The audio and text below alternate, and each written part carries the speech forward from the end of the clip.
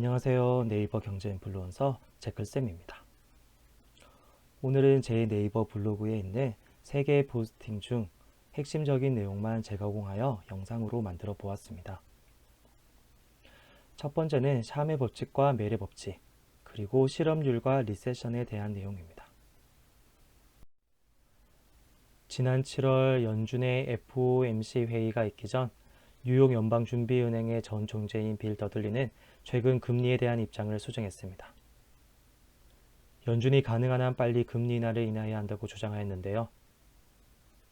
빌 더들리가 자신의 생각을 바꾼 것은 보다 공격적인 통화 완화의 필요성을 시사하는 새로운 여러 경제 데이터 때문이라고 말했습니다. 빌 더들리 주장의 핵심은 거시 경제학자 클라우디아 샴이 개발한 경기 침체 지표인 샴룰입니다.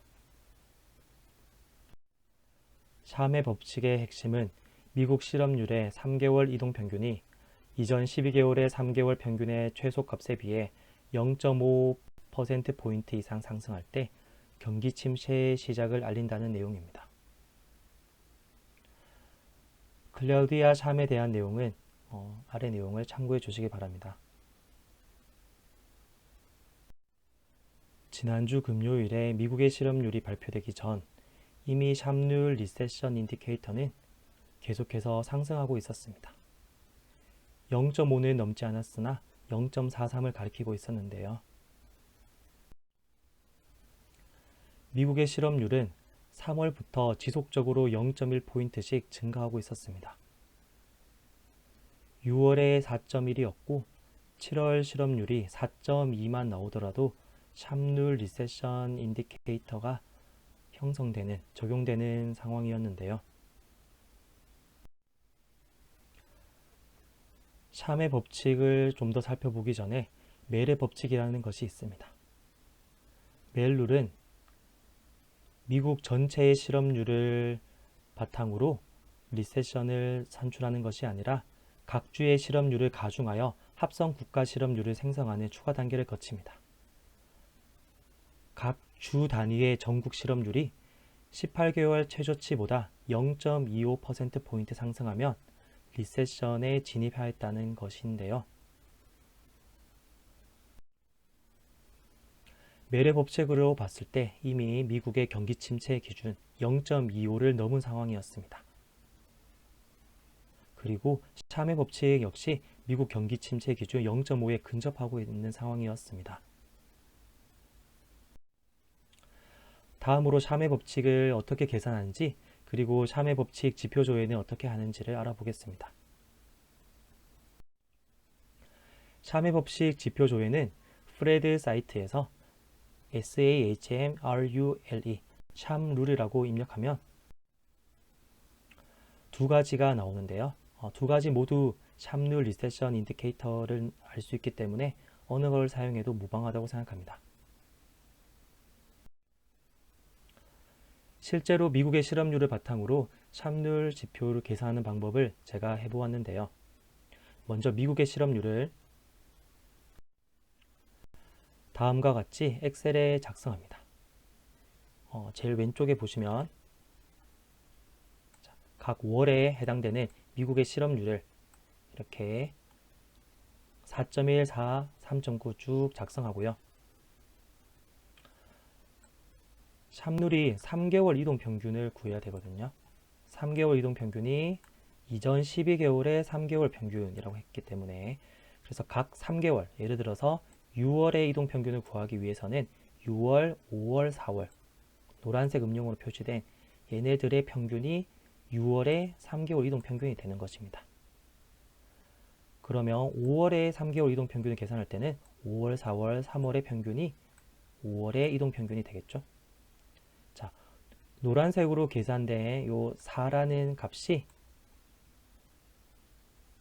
이전 12개월의 3개월 이동평균, 즉 24년 5월부터 23년 6월까지 민트색으로 색칠된 이 3개월 이동평균 중 최소값. 자, 지금 최소값을 찾아보면 3.57이 최소값이 나옵니다.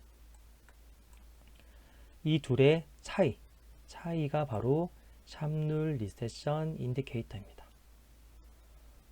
얘는 프레드 사이트에서 조회한 자료입니다. 자, 보시면 프레드 사이트랑 값이 대부분 일치합니다.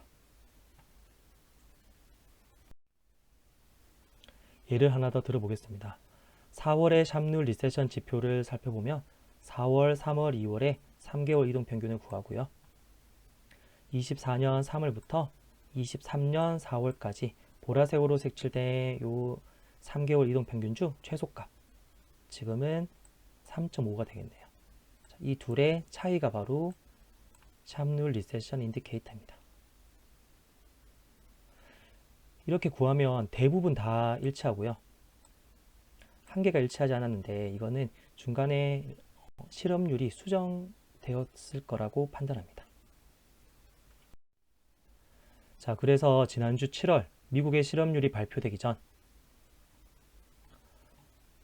이전 12개월 중 가장 낮은 이동평균값이 23년 8월에 발표된 7월의 실업률의 이동평균이었습니다. 자, 3.6인 상황이었고요. 만약에 지난주 7월 실업률이 4.2%만 나오더라도 3개월 이동평균 값이 4.1이 나오게 됩니다. 자, 4.1에서 3.6을 빼게 되면 0.5, 즉 리세션에 진입하게 되는 상황이었어요.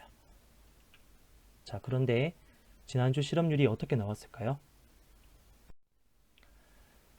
자, 미국의 리세션 진입이라는 주제로 고용지표와 샵룰을 분석해 보았는데요.